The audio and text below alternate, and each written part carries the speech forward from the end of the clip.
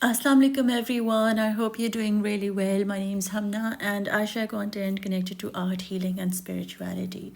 I love doing these little arty procreate videos just to kind of give you a visual image of what it is that is happening within our souls and how Qur'an helps us to come closer to our soul and be in, full presence of the one who is calling us home to to live a life that is fulfilling, that is filled with purpose, that is something that will please the one who created us. So using the verses of Quran, I want to kind of bring a visual image into your head. That's something that I teach through my, free Friday sessions that I run at 11 a.m. UK time, that everybody is welcome to join through Zoom. And if you'd like to join in, you can type down Art as Ibadat on my social media, especially on Instagram, because then I can share the link with you. If you write Art as Ibadat down here in the comments on YouTube, I won't be able to reach you. So if you'd really like to join and experience a way of coming closer and building a skill to learn how to start creating grids that help you activate your masculine and feminine and bring you into the present moment, then you can send me a message there or write Art as Ibadat. And I'll get you the link. But anyway, getting to the point today as a reminder to myself and to you that whatever it is that I'm sharing here is with all my intention that my Allah is happy with me, and I'm sharing these insights with you not because I've learned them from somewhere, but these are something that I sit with and journal and write, and what comes through is what I share through my channel, just to kind of uplift my own self and also, others, give them clarity of what it is that Allah is trying to say to us through the words of Allah, through the words of Quran. Alhamdulillah. So in Surah Baqarah, ayat 45 and 46, he says, "Seek help through patience and prayer. These are burdensome virtues except for the one who is for the humble, who believe they will meet their Lord. In the end, they will return to him." So one of the main thing is, like, when he says in the end they will return to him. So what if we started from backwards, like in the end, what is it that we will be needed to come home with? Like, what are we meant to be bringing home with us when we come back from this travel trip of the dunya, right?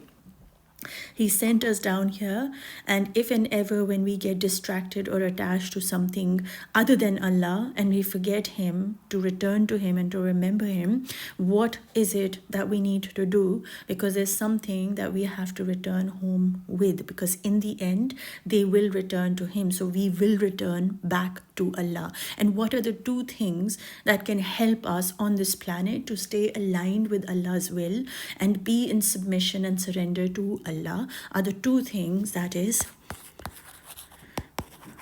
patience and prayer. Now, most times people think that patience is like sitting back and doing nothing. Patience is basically taking action, and the action helps to build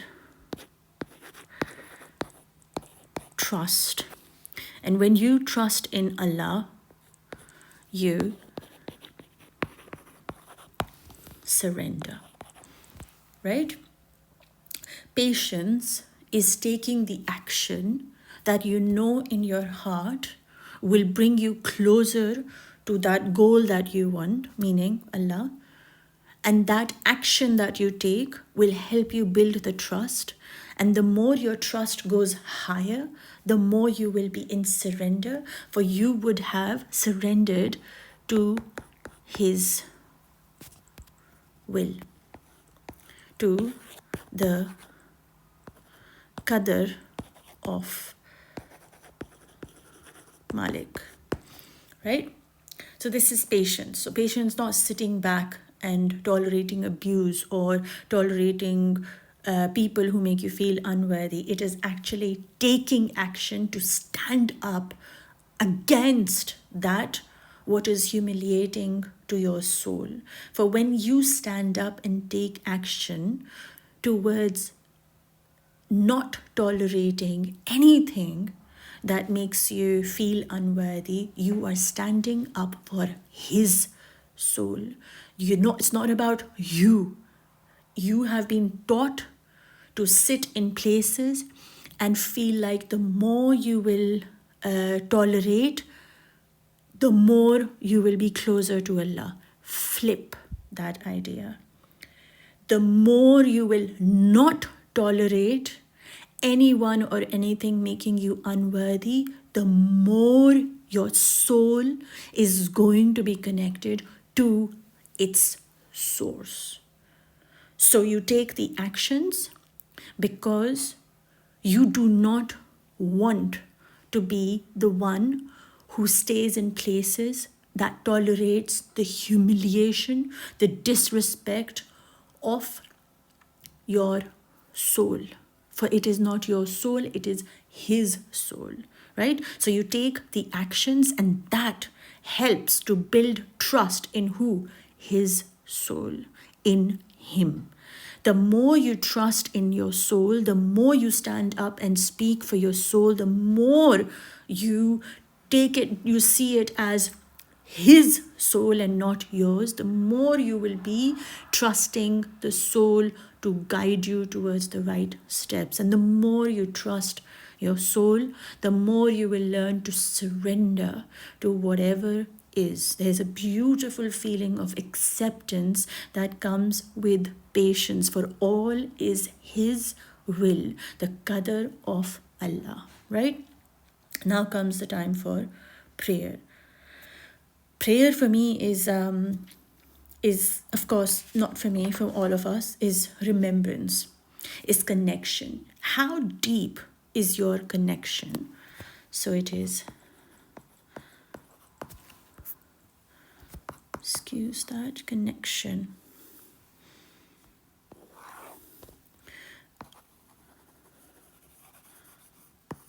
Remembrance, presence. How connected do you feel to Allah? How okay are you to be in silence? For if you are always connected to Allah, then being in silence means that you're constantly in communication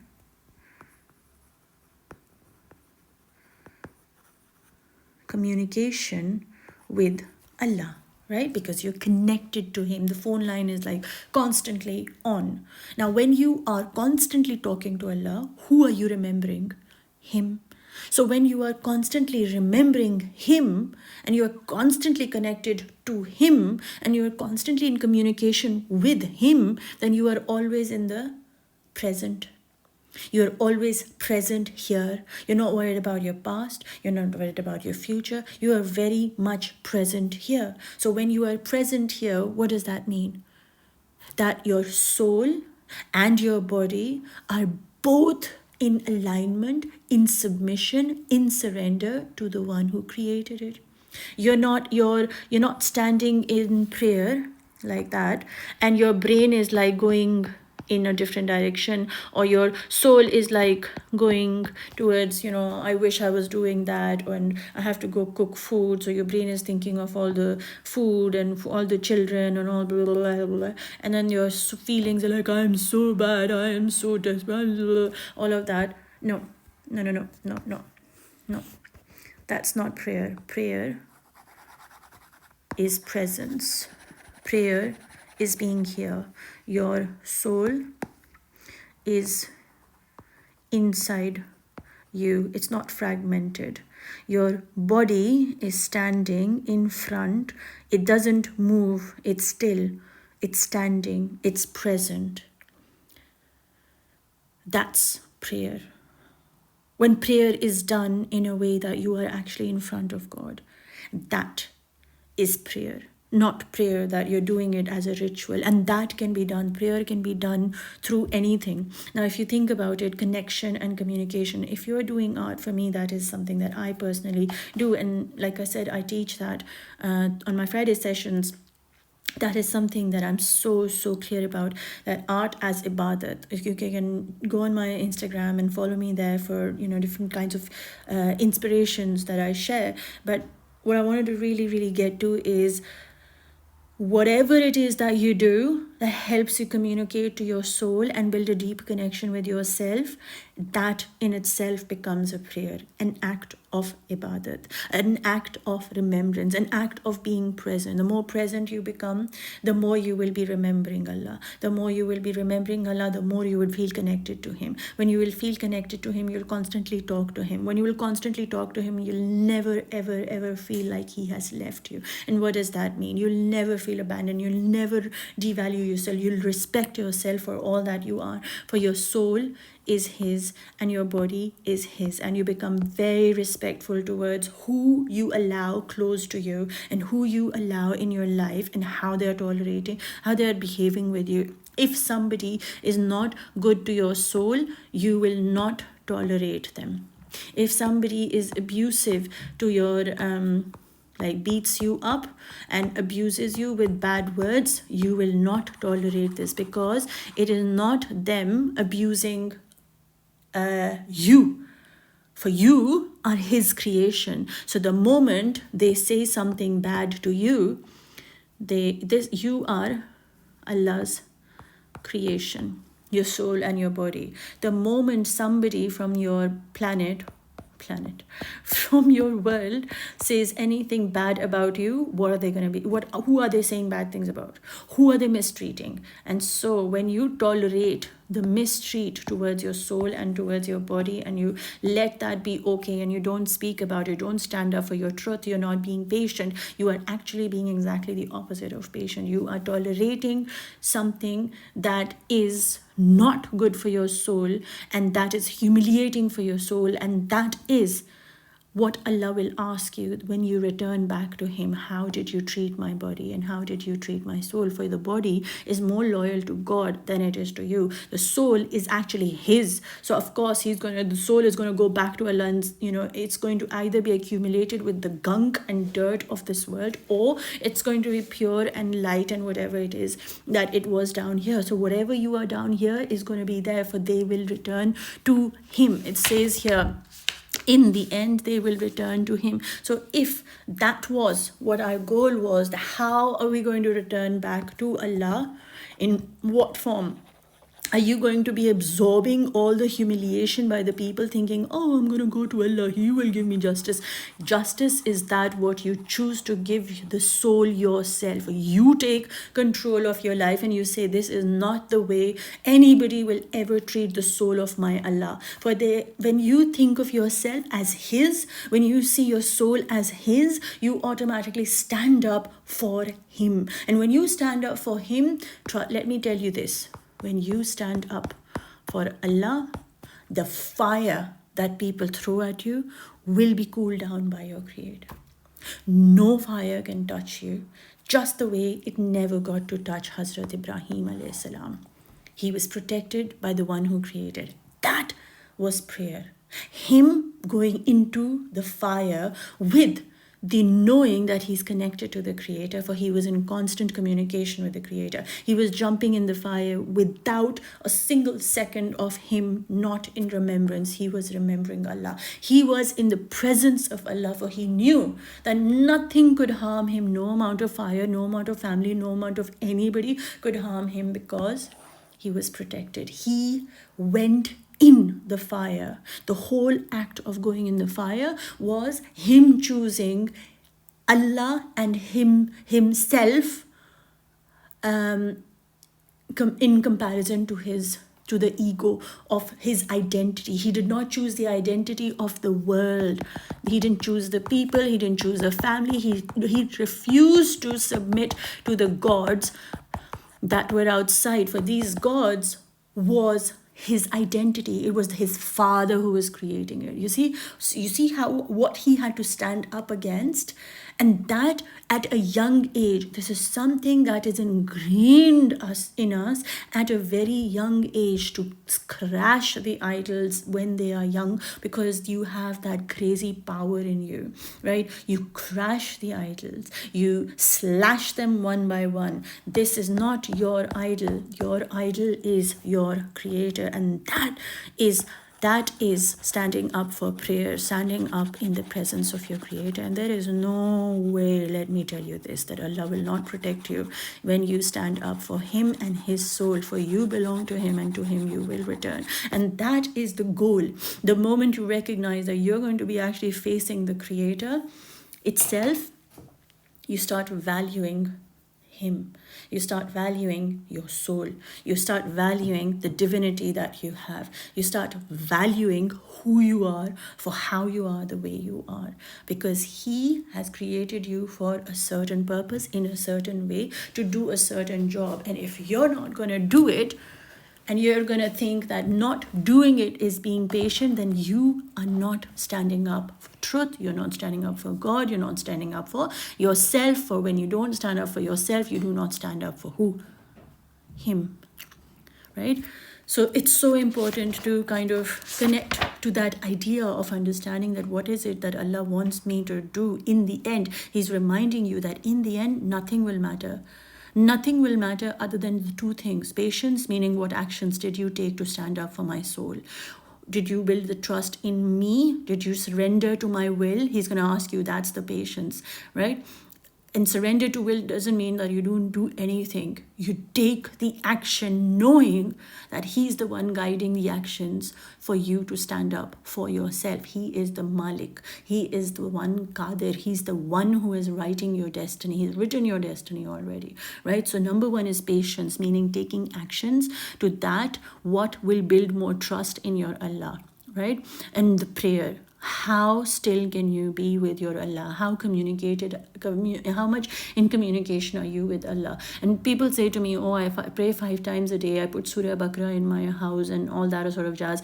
I want you to understand that just putting by Surah Baqarah in your house doesn't make you become present. You're cooking, you're ironing, you're doing something, and in the background you are insulting Allah's word by putting Allah's word in the background and not sitting with it to absorb it. I mean, there is one thing that you absorb, the vibrations of the qiraat, like of the Qur'an itself, but then there's another when you sit with every single word to understand that you're meant to be living the word of Allah. You have it in you. It is in your heart, right?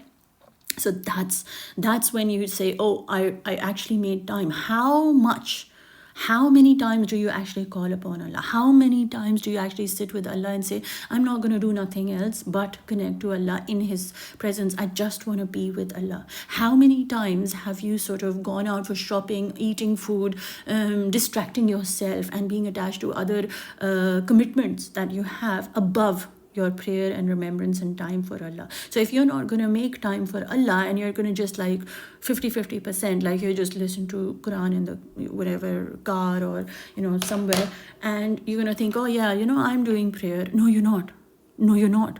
You need to build on your connection. You need to be in communication with your Allah. You need to remember Him in the best possible way that you can. You need to be present in your life in this moment and let go of your past and let go of your future and let go of everything that says that Allah doesn't love you, right? You have to let go of this dunya to be fully in reverence and devotion of the one who is deserving of that, right? So we have to remember that in the end we are going to return to Him, and how are you going to return to Him is going to be your choice. It's going to be your understanding of what is it that you're going to take back with Him. Are you going to take back a heart that is filled with dunya, or are you going to take a heart back that is activated by the names of Allah, or the light of Allah, or the awness of this universe, of His creation? What are you going to take back to Him? Because you're standing right in front of Him. For you see, every day is your last day, right? And how are you going to build these two things, patience and prayer? What are you going to do? You are going to submit to the will of Allah in every breath. And how do you do that? You do sajda.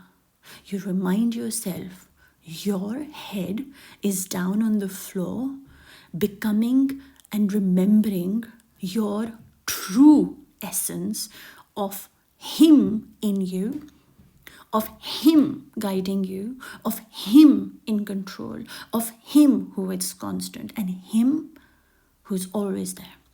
That is your sajda in every breath. Every breath you will die and He will be the only one that there will ever be. Your breath is the proof of him kissing you to call you to his remembrance of who he is and who you are to him. The more in every breath you choose to die, meaning you choose to slash that ego that you think you are in control, you think you are the provider, you think you have blah blah, and you're the one providing for your children, you're the one taking care of them, you kill with every breath. You are in sajda when you kill all of these idols and are reminded that you are not the one in control, but the one that controls you is the one who is in control. There is a higher power of your creator that is actually helping you, guiding you, healing you, and holding you, and he needs to be the one who has to be remembered. He is the one who is always present with you. He is the one who requires you to be loyal to him and his soul and his body. He is the one who you have to turn to with patience, with all your action to please him and to build trust in him, and all your prayers with full presence and full connection and full remembrance of him. The moment you do that, you will be in sajda to the one who is deserving of the sajda. You see, the Hazrat Adam's idol did not receive the sajda till the names of Allah was poured into it. It is his soul.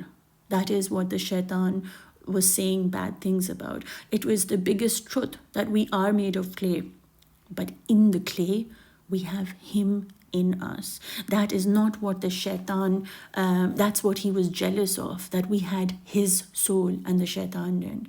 And that's where he wants us to be stuck to our dunya. He wants us to be stuck to in the lower level of seeing ourselves as just clay. He wants to never let us reach that divinity of the Allah's essence in us. He's constantly pulling us towards distractions, and it's constantly filling our hearts with darkness, and he's constantly choosing to kind of misguide us. And that's where we have to awaken. We have to say, hang on, yes, you are absolutely right, no denying that we are made of clay, but in our clay, in every molecule of ours is Ya Hay, the ever living, the most loving, Rahman, Rahim. He is in your every single cell, every molecule of your being. He is the one in it, and that is what the shaitan is jealous. So let that be your power. You are not just a being. You are the being that represents